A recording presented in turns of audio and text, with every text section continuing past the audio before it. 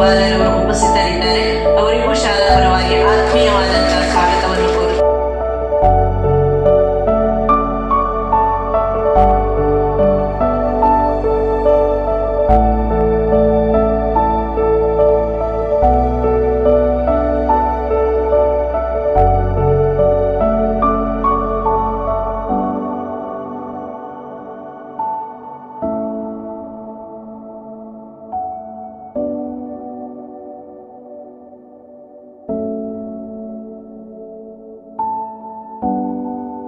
ಮಕ್ಕಳ ದಿನಾಚರಣೆ ಹಾಗೂ ಪೋಷಕರ ದಿನಾಚರಣೆ ಅಂತ ಮಾಡಿದ್ದಾರೆ.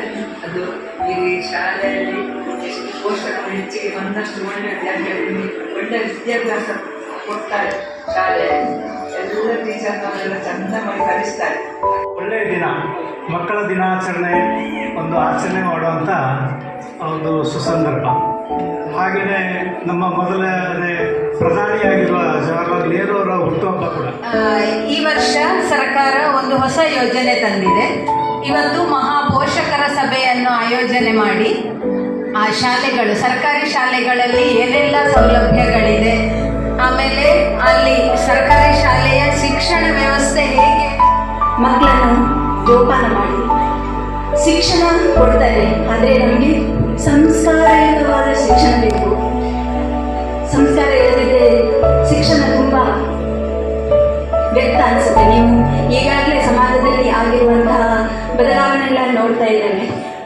ಆದರೆ ಈ ವರ್ಷ ನಮ್ಮ ಮಾನ್ಯ ಶಿಕ್ಷಣ ಸಚಿವರು ಏನು ಹೇಳಿದ್ದಾರೆ ಅಂದರೆ, ನಮ್ಮ ಸರ್ಕಾರಿ ಶಾಲೆಗಳನ್ನು ಉಳಿಸಿ ಬೆಳೆಸುವ ನಿಟ್ಟಿನಲ್ಲಿ ಒಂದು ಐತಿಹಾಸಿಕ ಕ್ರಮ ಕೈಗೊಂಡು ಮಾನ್ಯ ಮುಖ್ಯಮಂತ್ರಿಗಳ ನಿರ್ದೇಶನದ ಮೇರೆಗೆ ಇವತ್ತು ಎಲ್ಲ ಶಾಲೆಗಳಲ್ಲಿ ಮಹಾಪೋಷಕರ ಸಭೆಯನ್ನು ಏರ್ಪಡಿಸಿ ನಮ್ಮ ಶಾಲಾ ಯೂನಿಫಾರ್ಮ್ ಅನ್ನು ಮಾಡಿದ್ದೇವೆ. ಅದರೊಟ್ಟಿಗೆ ಪ್ರಾಥಮಿಕ ಮತ್ತು ಪ್ರೌಢಶಾಲೆಗೆ ನಾವು ಟಿ ಶರ್ಟ್ ಮತ್ತು ಟ್ರ್ಯಾಕ್ ಪ್ಯಾಂಟ್ ಇದು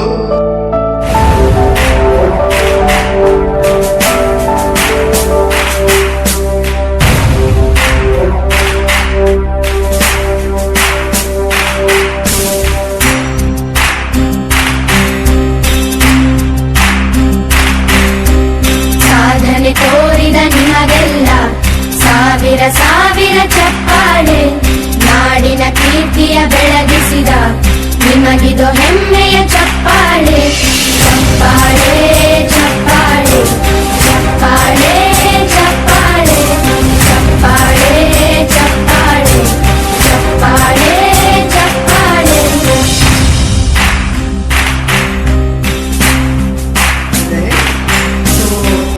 ಮಾತು ಪ್ರಾರಂಭ ಮಾಡೋದಕ್ಕಿಂತ ಮೊದಲು ನನ್ನದೊಂದು ಪರಿಚಯ ಮಾಡಿಕೊಳ್ತೇನೆ.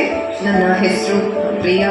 ಮೊದಲನೇದು ಸ್ವಲ್ಪ ಕೂಡಿಸ್ಲಿಕ್ಕೆಲ್ಲ ಹೆಲ್ಪ್ ಮಾಡಿದ್ರೆ ಸೊ ಅದರಲ್ಲಿ ನಮ್ಮದು ಏನೋ ಮುಂದಿನ ಫ್ಯೂಚರ್ಗಳು ಕೂಡ ಇರುತ್ತೆ. ಬರೀ ಸ್ವಲ್ಪ ಸ್ವಲ್ಪ ಕಲಿಸುವ ಈಗಲೇ ಅಲ್ವಾ ಹೆಸರು ಕಾಯ್ದೆಯನ್ನು ಜಾರಿಗೆ ತಂದಿದ್ದಾರೆ. ಹಾಗಾಗಿ ಶಿಕ್ಷಣವನ್ನು ಕೊಡುವುದು ನಮ್ಮೆಲ್ಲರ ಮುಖ್ಯ ಕರ್ತವ್ಯ. ಶಿಕ್ಷಣ ಕೊಟ್ಟರೆ ಆಟೋಮೆಟಿಕ್ ಆಗಿ ಬಾಲಕಾರ್ಮಿಕರು ನಿಯೋಜಿಸಿದ್ದಾರೆ. ಇವರೆಲ್ಲರಿಗೂ ಮನದಾಳದ ಅಂತರಾಳದ ಧನ್ಯವಾದಗಳನ್ನು ಅರ್ಪಿಸ ಇಂದಿನ ದಿನ ನಿಮ್ಮ ದಿನ, ಅದು ಕ್ಯಾಲೆಂಡರಲ್ಲಿ ಮಾತ್ರ.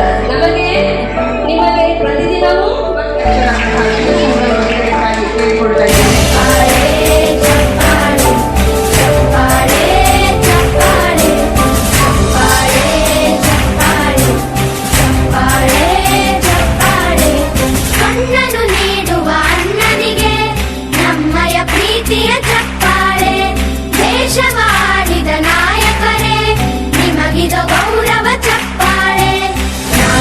ಸುಧೆಯನ್ನು ಹರಿಸಿರುವ ನಾಯಕರೇ ಇದು ಚಪ್ಪಾಳೆ.